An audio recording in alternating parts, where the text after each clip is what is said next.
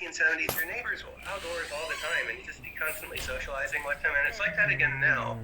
For some reason, COVID has brought back those old habits of getting together outside and spending more time in the outdoors. There's definitely an irony there that the CEOs of the game were saying to get outside more. Yeah, you can actually build a real fort in the real world. They work. You also bought the group chat app House Party last year, and who knew that we'd be in the middle of a pandemic now and House Party would be all the rage? Well, I guess you did, because you bought it. But it is now the site of, virtual family gatherings, trivia nights in my house. Did you know what a hit this would be, or has it surprised even you? We were really surprised by the order of magnitude growth of the app in COVID. The experience is almost entirely positive. You're with a small social group. You're not being bombarded with global news or propaganda on politics or other algorithmically curated thing. It's just you hanging out with other people and talking to them in a fun way. But the future of all of these platforms is connecting users, right? Fortnite does it, House Party does it, and our vision is to connect more and more of these services together so that we can serve more users, each using these communication tools in their own way. The video game industry has also been criticized for sexism, for violence. I mean, Fortnite is a kill or be killed game, but you made it cartoon style with bananas instead of blood. Much of the Fortnite team, the core of it, were the developers of Gears of War, which one of the weapons was a chainsaw that you used to chainsaw through creatures, and it had a shotgun mounted on it that you could use to shoot them too. A really bloody game.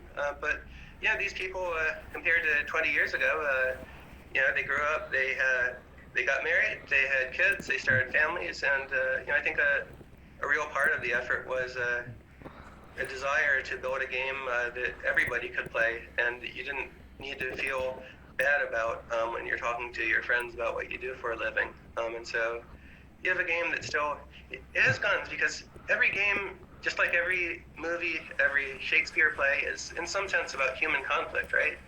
And in a game, this is just one way to conduct it. But I think Fortnite shows that you can have guns and a fun experience without blood, without death.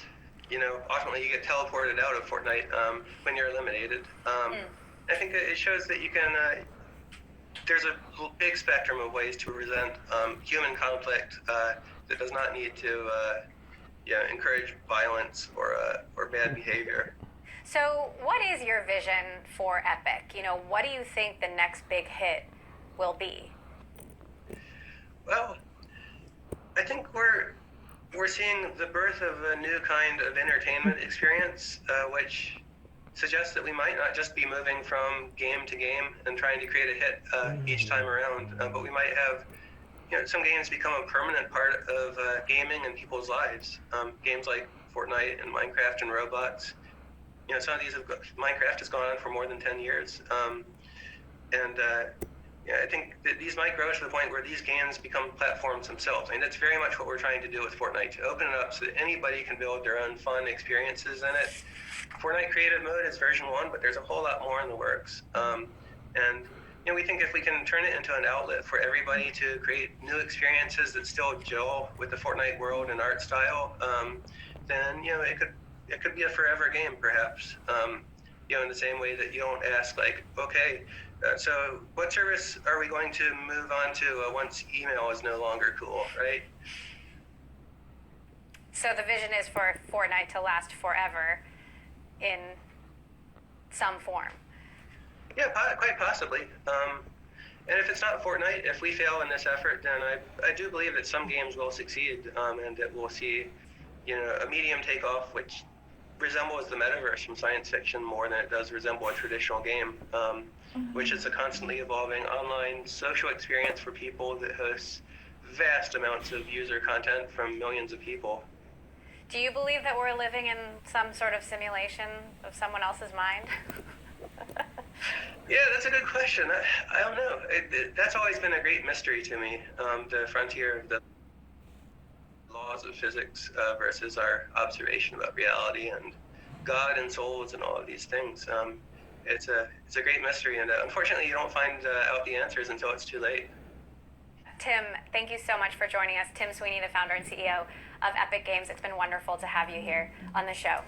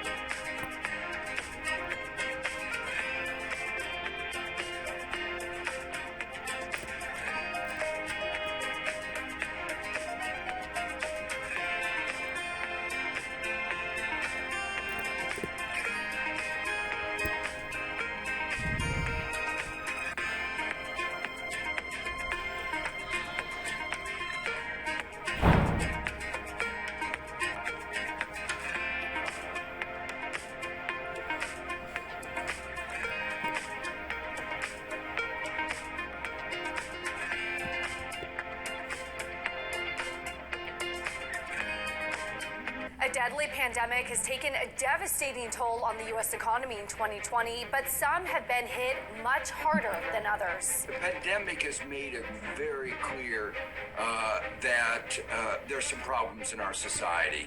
Wall Street has enjoyed a rapid rebound, while on many stretches of Main Street, the outlook remains grim. I think it's going to take a while before we see the resurgence of values and the desire to be back in the urban core. And in a year when calls for racial justice have swept across the world, communities of color are insisting on economic equity as well. We're telling young black people that you have the opportunity to rebuild on top of rubble, have a strong foundation. We have to spread the wealth. We have to include more of the population.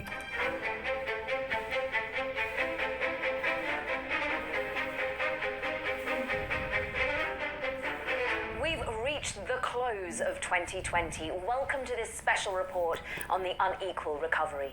I'm Caroline Hyde. I'm Taylor Riggs. And I'm Romaine Bostic. You know, guys, if there's a word that sums up 2020, it could very well be division. Political division, social division, and not least of all, economic division. And we're going to examine all of those divides in this program through the eyes of guests who joined us on Bloomberg Television during the course of the year. And we won't just rehash the problem. We'll hear from executives, from experts, and from activists who are all working on solutions, trying to rebuild the foundations of the U.S. economy so that the recovery will be more solid for all. All right, let's start at the intersection of social and economic justice, looking at racial disparities in finance. The pandemic has exposed decades of underinvestment in black communities, and that begins with a shortage of black-owned banks. All the black-owned banks in the U.S. combined have just a fraction of the assets of the country's biggest lenders. JP Morgan Chase, for example, has more than 150 branches that are bigger than all of One United. That's the nation's largest black-owned bank. Now, Michael Render, of course, you know him as the Grammy-winning rapper Killer Mike of Run the Jewels. He's working to address this imbalance. He launched Greenwood Financial this year, a digital bank designed to serve Black and Latinx customers. He told us why he named it after the black community in Tulsa, Oklahoma, destroyed in a 1921 race massacre. We named it Greenwood because people need to stop living not stop living. People can stop living in past trauma. That is a traumatic experience to black people in this country. But if we only address the massacre end, we stay in that place. By naming and invoking the name of Greenwood as something going forward in a positive manner, we're telling young black people that you have the opportunity to rebuild on top